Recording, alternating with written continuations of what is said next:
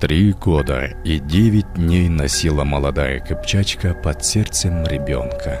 3 года и 9 дней природа прислушивалась к звукам ветра и движению небесных сил. И вот тучи затянули небо. Внезапно поднялась сильная буря, сверкнула молния, на землю пала мгла. Все звуки мира замерли.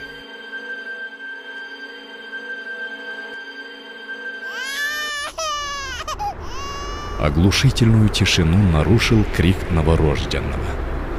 Необычному ребенку напуганные сородичи дали имя Коркот.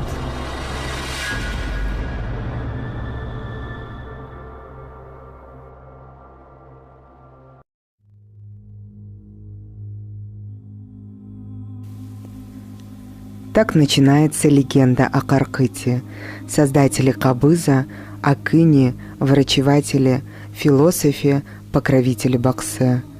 Родился и вырос он на берегу Сырдарьи, предположительно в VII-VIII веке в племени Агыс. Его отца звали Каракажа, мать была из рода Кыпчак. В поисках бессмертия Коркыт обошел весь мир и вернулся к родным берегам. Постигнув смысл жизни в долгих скитаниях на родине, он обрел не только вечный покой, но и вечную славу.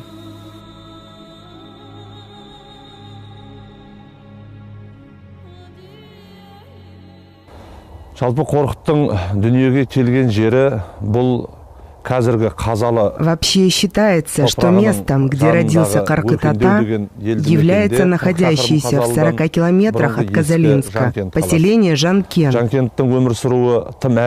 Жанкен существует издревле, но по легендам, по историческим данным, именно здесь, в VII-VIII веке жил Коркыт-Ата из рода Кыяк. Место, где Коркыт-Ата ушел из жизни, земля Кармакшы на берегу Сырдарьи. Коркыт-Ата имеет два воплощения. Аңыз Коркыт, как мифический персонаж, наделенный особой силой и могуществом, и Абыз Коркыт, творец, оставивший в наследство песенное творчество. Аңыз Коркыт, покровитель шаманов и первопредок казахов, живет в легенде. Образ Абыз Коркыта является объединяющим все сюжетные линии эпоса Китаби-Деде Гаркут. Әлем мәдениетінде жалпы адами зат баласына ортақ типтік тұлға ретінде айтылады.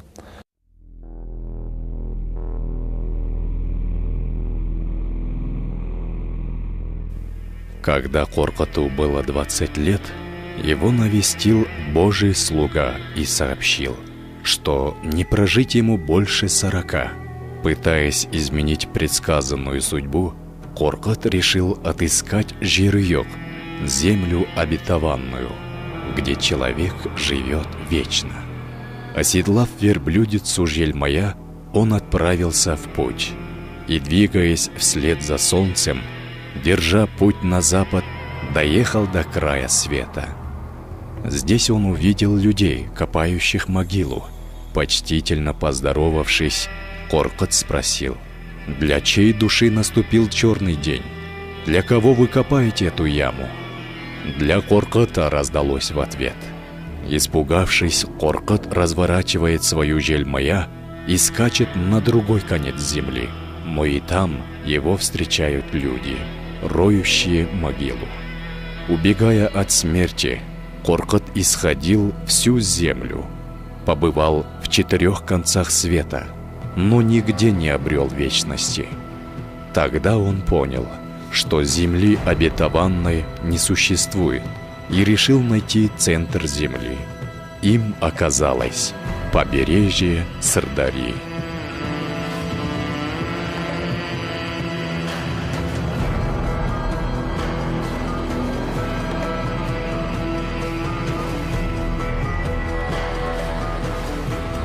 По преданию, именно в этих краях система неба соединяется с системой Земли, и есть определенная закономерность, что именно от этой точки земного шара оттолкнулся человек, дерзнувший проникнуть в глубины Вселенной.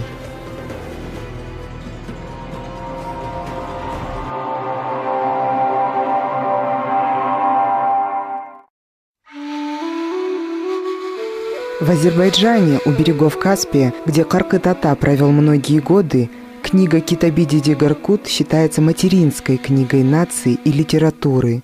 Это произведение стоит в первых рядах мировых легенд и эпосов.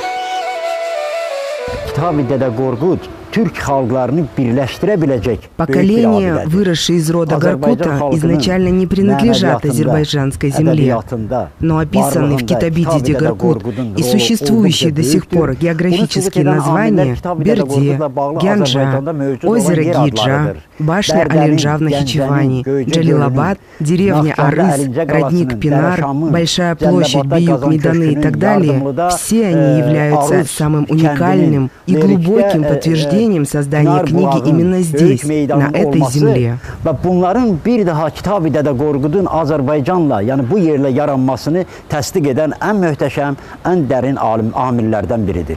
Как для греческого народа Илиада и Одиссея, для индийского народа Махабхарата, для арабских народов «Тысяча и одна ночь», для русского «Слово о полку Игореве», так для азербайджанцев произведение Китаби-Диди-Гаркут является уникальным памятником, сохранившим и объединившим в себе историю всех тюркских народов.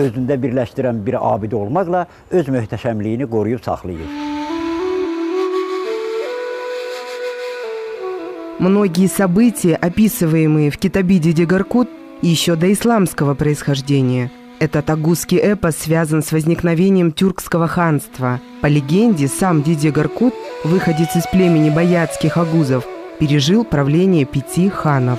В это же время в Среднюю Азию приходит ислам. Все это отражено в 12 сказаниях эпоса. Каркыт-ата решает проблемы местных агузов и является предсказателем. Вместе с ним разнообразные события смутного времени перемен переживают многочисленные персонажи. Все произведение написано в духе героизма. Ярко описаны обычаи, традиции, богатая культура, этнография тюрок-агузов. Образ матери занимает особое место в произведении. Подробно описывается народное творчество, насыщенное пословицами и поговорками.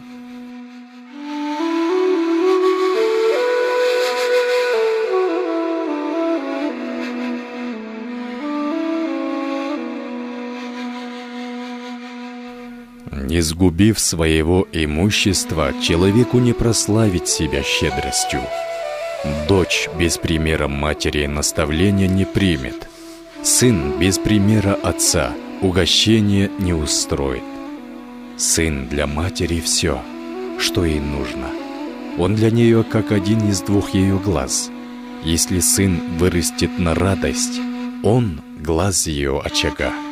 Но что делать сыну, если после смерти отца не осталось имущества? И что за польза от имущества отца, если нет царя в голове?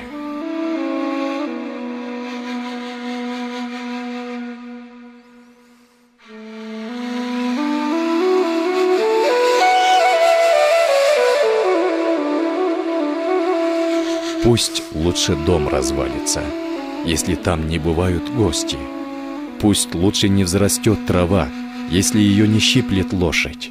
Вода, непригодная к питью, пусть лучше не бежит по ложбинам.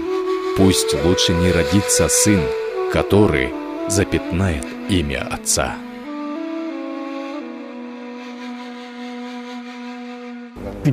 Все ученые мира подтверждают, что Китаби-Диди-Гаркут – это величайший памятник культуры, зародившийся и сформированный веками в Азербайджане. Каждый человек в Азербайджане видит в этой материнской книге древнейшее достояние своей культуры, своей литературы. Хотя произведение Китаби-Диди-Гаркут получило широкую мировую известность только в 1615 году, в 1997 указом президента Азербайджана Гейдара Алиева было широко отпраздновано 1300-летие этого уникального произведения. Китаби-Диди-Гаркут – энциклопедия тюркского народа в эпоху патриархально-феодальных отношений. Здесь описаны картины хозяйственной, военной жизни, нравы и обычаи. У каждого эпического сказания есть свой сюжет, образы ясновидящих вождя племени и мудрого Диде. В конце каждого сказания звучит похвала Диде Горкуту. Но произведение это не только историческое, это настоящая народная поэзия, то есть ритмическая проза, в которую вплетаются стихотворные фрагменты лирического характера. В книге много наставлений, метких и мудрых слов. Коркот одновременно и автор, и персонаж. В этом особенность его книги. Во введении написано: в племени Баят жил знающий предсказатель по имени Горкут. Все его пророчества сбывались. Ему удавалось решить самые сложные вопросы племени Огаз. Люди не принимались за трудную работу, не получив на то благословление Коркота. Люди беспрекословно выполняли его наказы.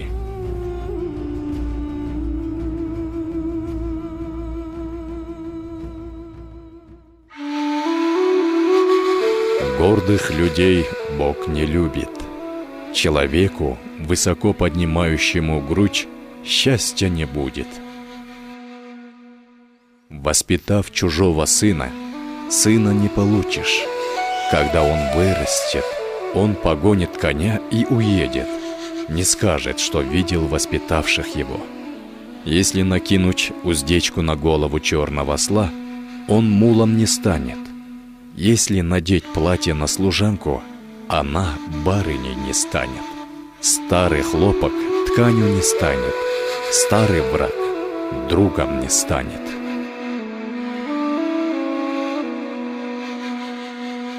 У тюркских народов нет драматурга, равного Шекспиру. Нет романистов, равных Сервантесу, Бальзаку, Толстому, Достоевскому. Но ни у русских, ни у англичан, ни у французов, ни у испанцев нет эпоса, равного Китабу деде Горкут. И по своему объему, и по своим художественным достоинствам, и по своему значению. Поэтому мы, все тюркские народы, можем гордиться этим эпосом как величайшим достижением тюркского духа. Так что деде Горкут одинаково близок всем тюркским народам, и азербайджанцам, и туркам, и туркменам, и казахам, и другим тюркским народам. Китаби Диде Горкут состоит из вступления и 12 сказаний, имеющих самостоятельные сюжеты. Их связывают некоторые общие персонажи – хан Агузов Баяндурхан и его главный полководец Салор Казан со своими богатырями. Все песни звучат от одного автора, но считается, что они сложены разными азанами и в разное время. В эпосе встречаются фантастические мотивы народных сказок, мифические существа, в том числе Типегёс, а в греческой мифологии – циклоп. Человек-чудовище, рожденный Пери и съедающий в день 2 человек и 5000 баранов. Присутствие этого персонажа в эпосе вновь напоминает нам об Одиссее и еще раз доказывает древнее происхождение книги Диде Горкута.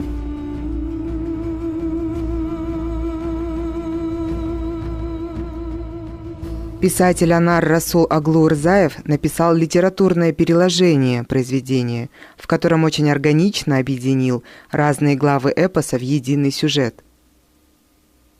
Я, конечно, пользовался сюжетами, мыслями, идеями эпоса, но очень многое добавил и от себя.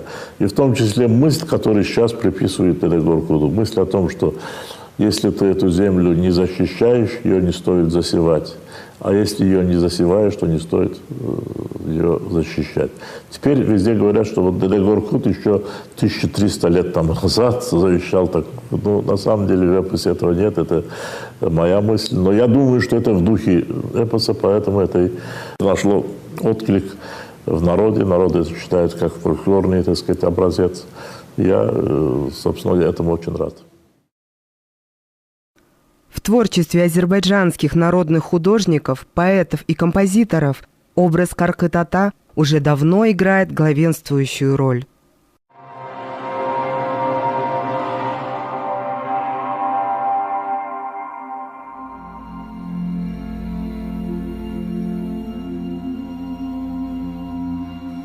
В Турции Диде Горкут не просто мифологический персонаж.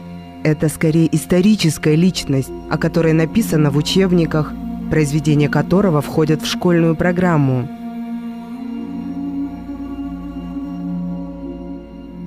В Турции находится Байбуртская крепость, созданная в 3-м тысячелетии. По легенде, эту крепость, защищающую мазары от разорения, начинал строить сам Деде Горкут.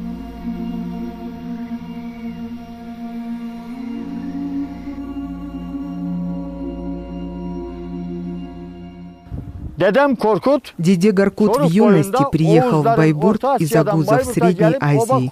Он начал отстраивать местность, начав с палаточного лагеря. Деде Горкут – странник. Он очень много странствовал внутри страны. В деревне Масак находится его гробница. Это подтверждение вышесказанному. В Китабе Деде Горкут, 3-е из 12 сказаний, посвящено приключениям Бамси-Бейрека, сына Байбуры, который преодолевает препятствия на пути к сватовству к дочери Байбиджанбека Бану Чичек. Сюжетная линия этого сказания перекликается с гомеровской «Одиссеей». Похожие события происходят и в сказании Казы-Карпеш и Баян-Сулу. Считается, что приключения с Бамси-Бейреком происходили в окрестностях Байбурта, где и была написана эта история.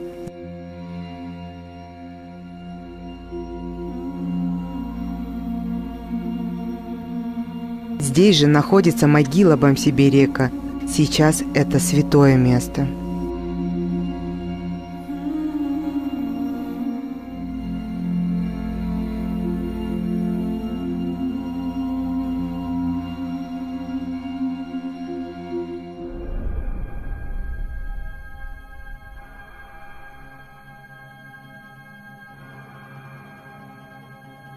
Бамси-Бейрек и Бану Чичек, дочь Байбиджанбея, влюбляются друг в друга. Но Бей не хочет отдавать свою дочь за Бамси-Бейрека. Тогда Бамси-Бейрек, обидевшись на мать и отца, покинул Байбурт, ушел странствовать. Но однажды, когда Байбиджанбей стал выдавать свою дочь замуж за сына одного бея, Бейрек тут же появился. Больно ему смотреть на свадебное торжество любимой Бану Чичек. Но не может он ей сказать ни слова, раскрыть свою душу. Тогда садится он возле воды вместе с подружками невесты, вздыхает. «Эвах, вот и Бану Чичек теряю. Как же мне открыться?»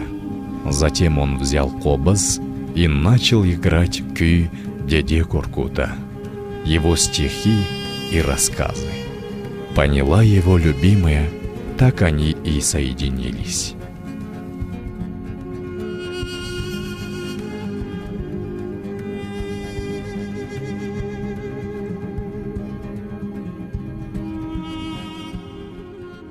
Bayburt'un kalesi de görkemli bir kaledir. Родом я из Байбурта. В школьных книгах в лицее писалось, что Деде Горкут жил около Байбурта. Поэтому некоторые полагают, что Деде Горкут выходец Байбурта. Но это не так. В Байбурте находится одно из мест захоронения. Вследствие этого Байбурт выступил в роли собственника Деде Горкута. В эпосе в самом конце повествования говорится, что Деде Горкут умер возле реки Арисхун, и там же был захоронен. Есть мнение, что Арисхун – это речка Чарух в Байбурте. Один из известных поэтов Азербайджана, Бахтияр Вахабзаде, говорит: «Великие люди рождаются в одном месте, а умирают и воскресают в тысячах мест. Это доказывает их величие». Поэтому множество могил Деде Горкута показывает нам, насколько он велик и насколько распространены его мысли. По моему мнению, Деде Горкут, возможно, был пророком, посланным тюркскому народу. Kültür, fikir, dünya görüşü, felsefi atasıdır.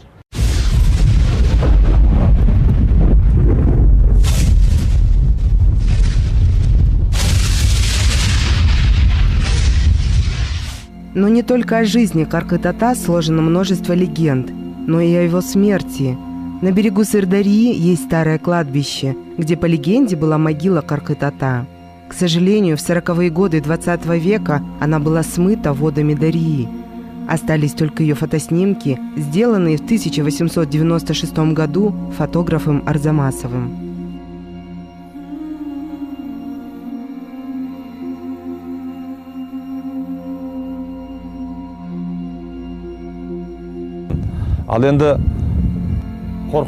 Есть, конечно, множество легенд и о могиле Каркыт-ата. На земле, на которой мы сейчас стоим, есть следы могилы Кырык-Кыз. А за могилой Кырык-Кыз на расстоянии 500 метров на берегу Дарьи находится могила Каркыт-ата. Место, где он нашел вечный покой.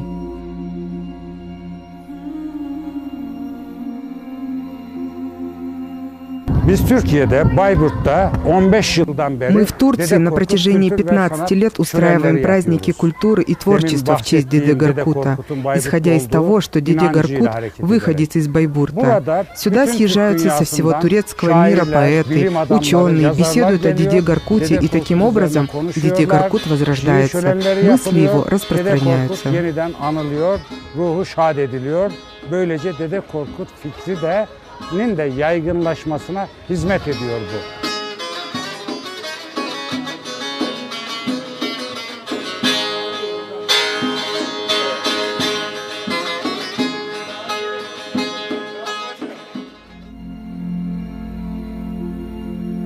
Турецкий писатель, профессор тюрковед Фуат Капрю, много лет посвятивший изучению особенностям тюркского языка и тюркской культуры, как-то сказал: «Все произведения, все искусство турецкой литературы положите на одну чашу весов, а на другую чашу положите Деде Горкута.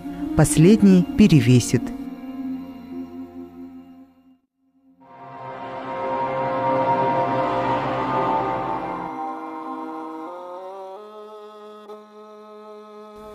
По-разному народ воспринимает образ самого Каркыта. Для кого-то это мифическая личность, дух, которому поклоняются и к которому обращаются за помощью. Но для большинства все же Каркыт-ата – реальный человек, музыкант, создатель кабыза.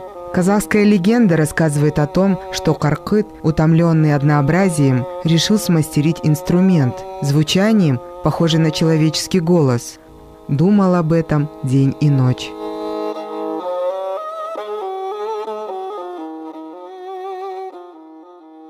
И вот однажды во сне юноше явился ангел и сказал: «Коркыт, твой кобыз словно голень 6-летнего холощенного верблюда. Обтяни его кожей одногорбого верблюда. Установи сверху подставку из рога темно-рыжего козла и натяни струны из некрученного конского волоса от 5-летнего жеребца. И будешь ты обладать дивным инструментом». В этом сказании подробно излагается изготовление кабыза, который через арабов и иранцев стал известен в Византии и Испании. Оттуда распространился в виде скрипки по всей Европе.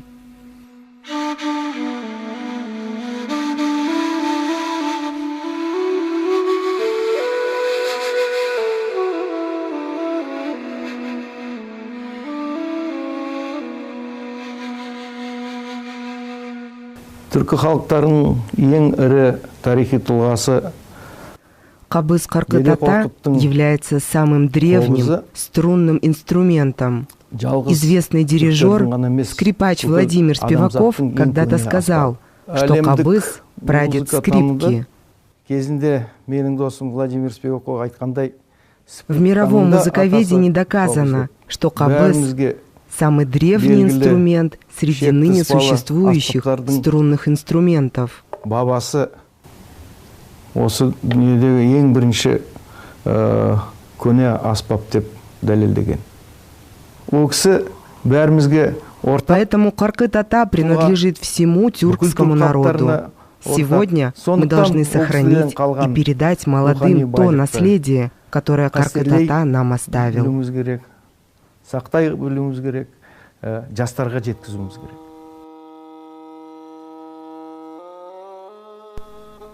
Действительно, кабыз у казахов является инструментом шаманов Баксе, священнослужителей древней тенгрианской религии. Быть посредником между миром людей и миром богов – это самое первое предназначение музыкальных инструментов у всех народов Земли. С этим связаны и зеркало внутри корпуса, и металлические подвески на головке кабыза.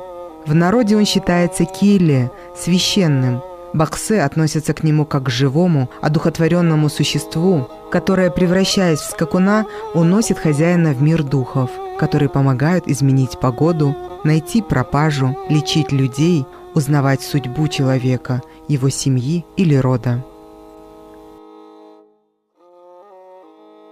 Қорқыт күй ойнаған кезде мұны бір эстетикалық бір Когда Каркыт Ата играл кюй, он не просто так его исполнял, а играл его для того, чтобы посредством этой древней музыки соединить мир людей с другим, необъяснимым параллельным миром. И вместе с этим Каркыт Ата поднял кюй до высокого уровня мастерства.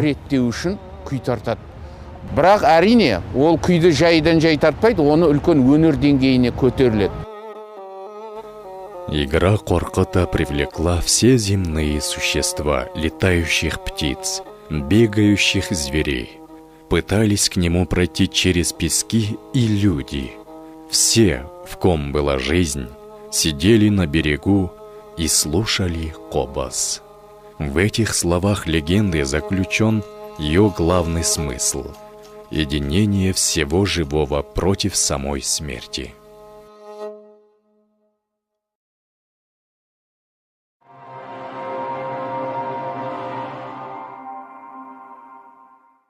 В единении казахов у Каркыт Ата особая роль, потому что Каркыт Ата и мудрец, и батыр, и, можно сказать, национальный герой. Взяв за основу восточную мифологию, поэтику мифов, можно понять, что казахи не искали мудрости в восхвалении, не искали мудрости у людей чванливых, а искали у людей, видевших многое, переживших страшное, понявших важное. И такими описываются многие казахские мудрецы. По-моему, стоит рассмотреть исторические сведения о Каркыт Ата, разобраться, был он или не был. Почему есть мнение, что это не один человек? У нас есть великие возможности. Не стоит все сведения рассматривать как легенды. Нужно к некоторым из них отнестись как к историческим источникам. Еще не полностью исследована наша история. В исследовании о Каркыт Ата казахские ученые вносят свою лепту лишь с XIX века. Сведения о Каркыт Ата можно встретить в работах Чокана-Валиханова, в работах Диваева. Есть данные, где и в каком мазаре похоронен Каркыт Ата. Вот начиная с этого стали появляться и другие научные труды. Среди них наиболее важные, ценные труды Алкея Маргулана и Мухтара Ауэзова.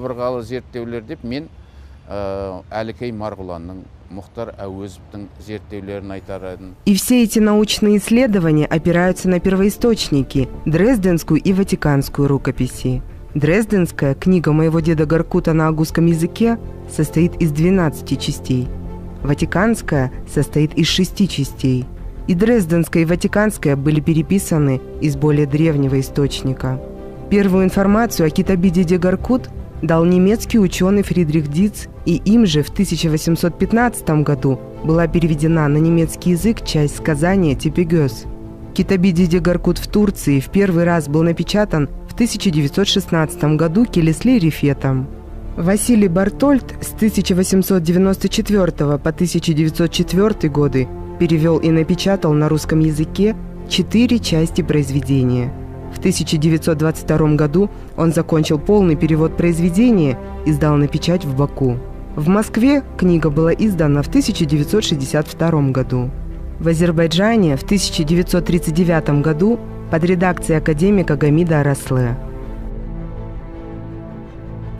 В 1986 году выдающиеся казахские ученые Ауэльбек Конрадбаев и Мардан Байдильдаев перевели на казахский язык.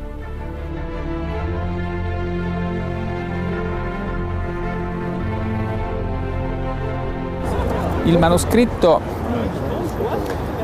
è pervenuto alla Biblioteca Vaticana.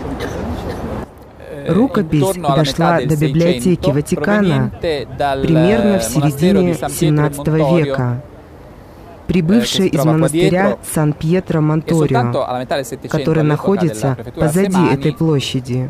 И только в середине XVIII века префект, хранитель библиотеки Ватикана, имевший ливанские корни, заметил, что рукопись была на чагатайском языке, но только практически в наши дни она была изучена.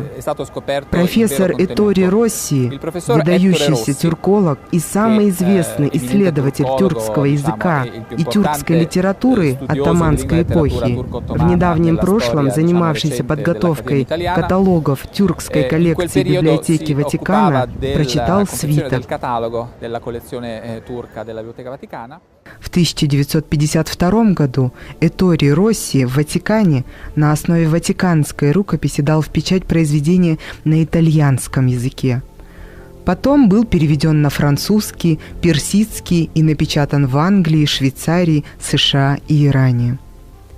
Европа давно признала весомый вклад тюркского сказителя, врачевателя, философа в развитие западной культуры. 18 мая 2004 года в Брюсселе, столице Евросоюза, состоялось открытие памятника великому эпосу Китаби Деде Горкут. Этот памятник олицетворяет древнюю историю, глубокие корни и богатую культуру тюрков всего мира.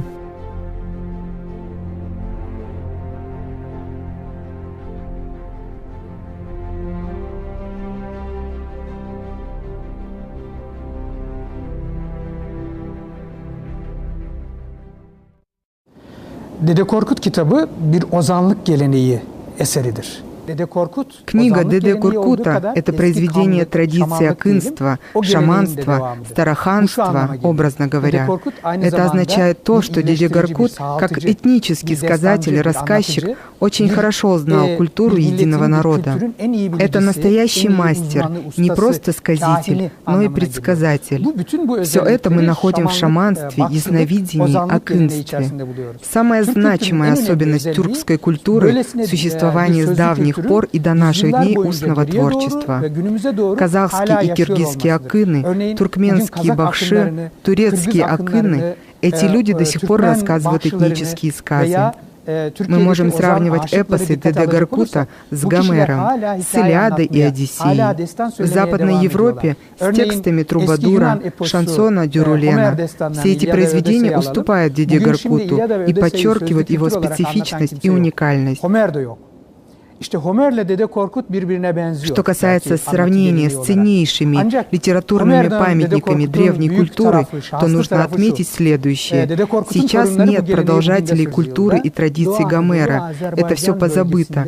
Нет в современном мире и трубадуров. Однако последователи Деде Горкута и сегодня продолжают заложенные им традиции в Казахстане, на Алтае, в Узбекистане, в Азербайджане или в Турции, в Анатолии. Там, где есть тюрки, где разговаривают по-тюркски, где есть тюркская культура, там есть Деде Горкут. Анатолии, Турции, 1000–1500 лет. Исторически это значимое место для тюркской культуры. Деде Горкут будет жить дальше. Книга Деде Горкута – один из самых значимых культурных памятников, который связывает воедино культуры Азии и Туркестана, напоминает нам об истоках.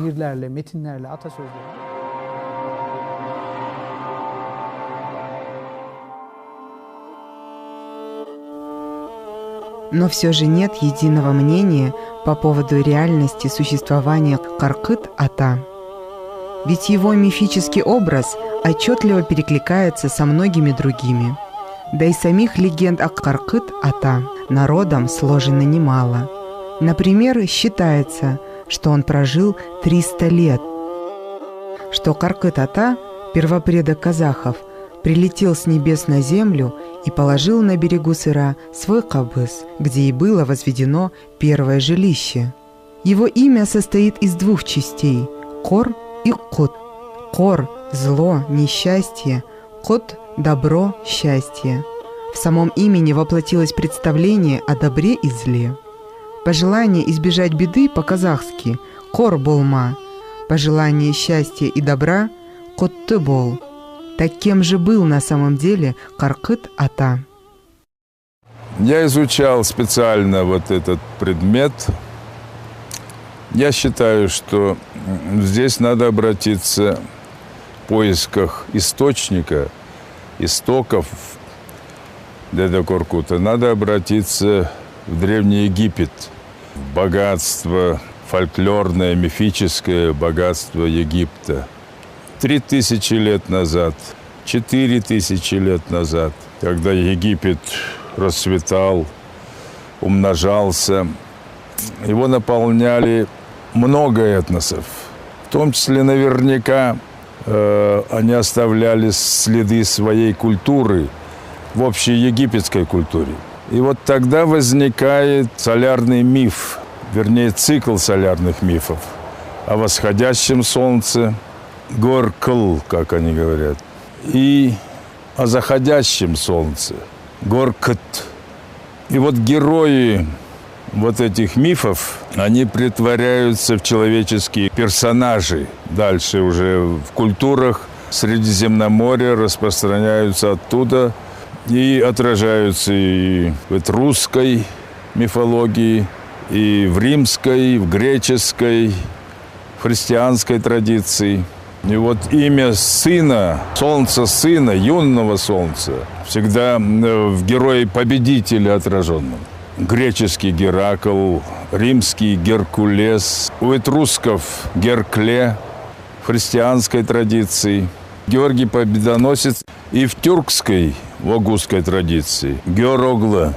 Эти два заходящее солнце сохранилось только в тюркской традиции. Существовала легенда в египетской Горкт. Каждый вечер спускается в подземелье, где протекает подземная река. Он там борется со змеем, водяным змеем Апопом.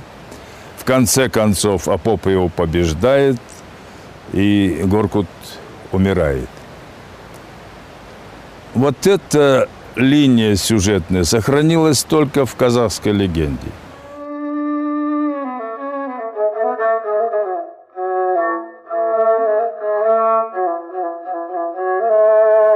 Вернувшись на побережье Сырдари, Коркот решил: видно, на этом свете нет земли, где бы ни достала меня смерть.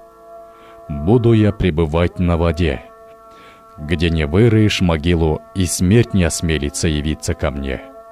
Снял Коркот со спины Жельмая волшебный ковер, постелил его на белую гладь Сырдари. Сидя на этом ковре, он играл на кобызе день и ночь, песнь жизни. И пока пел кобыз Коркота, смерть была бессильна, не было у нее сил забрать кого-то из этого мира. Но однажды Коркот, устав, все-таки заснул. Вот тогда смерть, приняв облик змеи Кайрак Жылан, ужалила его. Но он не умер совсем, а не живой, не мертвый стал владыкой нижних вод и помогает всем шаманам делать добро людям. Кобыз же охраняет природу, животных и людей от смерти. Он носитель бессмертия и вечной жизни. Коркуттың орны қай жерде осы тұлғалардың арасында дейтін бір сауалға азғантай бір ой жүгіртіп көретін болсақ, Если рассматривать вопрос, какое место Коркыт-Ата занимает в истории, можно сказать, что он идеологическая личность с древних времен. Он не был полководцем, не был государем, не строил города или государства, но Коркыт-Ата формировал нашу музыку, культуру, обычаи, и этим он занимает особое место в тюркской идеологии. Кочуя по бескрайним степям, наши предки задумывались, а что они оставят после себя? И на этот вопрос они искали ответ испокон веков. Причина, по которой мы запомнили Коркыт-Ата, это его поиски ответов на эти вопросы.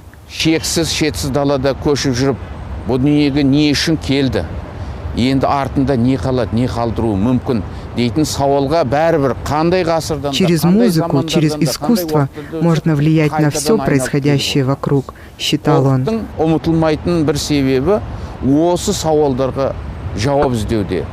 Бұл музыка арқылы, өнер арқылы кез келген нәрсеге әсер етуге болады, жеңуге болады дейді. Когда Коркыт-Ата исполнял күй, смерть не могла его одолеть. Значит, искусство – именно та сила, которую смерть не сможет одолеть. Коркыт-Ата придал искусству божественный облик, бессмертие.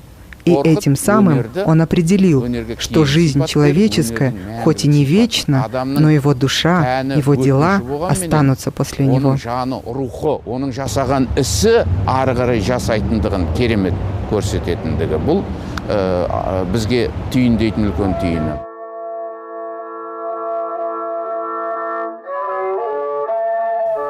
По просьбе самого Коркыт-Ата на его могилу положили кобас, струны которого сразу запели под дуновением ветра. Звук этих струн и сейчас слышен во всей необъятной степи. Мемориальный комплекс с поющими трубами, пирамидой, исполняющие желания – все напоминает о деде Коркыте, который не избежал смерти, но навечно остался в мире людей.